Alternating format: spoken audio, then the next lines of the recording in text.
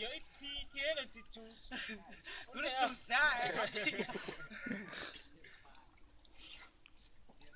chủ nhau tu đồng mà Mà nó cứ rồi.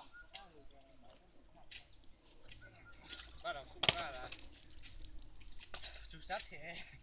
mình có số được Mua lúc còn đùi họ luôn na còn không đàn nói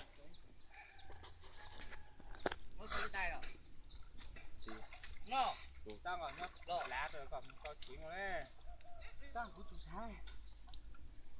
bơi mà nhỉ ở nhân lá mà tao luôn à bơi nhốt tao ui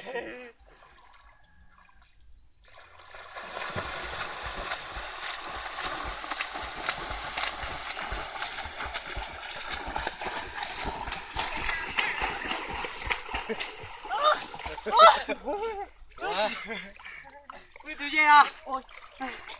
Chú sát sao?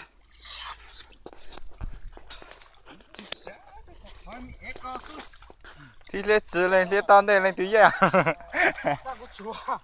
Đúng bữa ăn liền. Đang rồi là cũng lên rồi.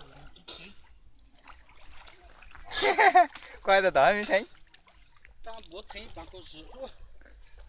đi từ đó Đèn cái không chó. chủ ra ta chủ Ô, số cả quay thấy cả biết đang lên tao YouTube đã. Ô, vẫn lo thế mà chờ sợ đùa thì cũng mới gió con to hú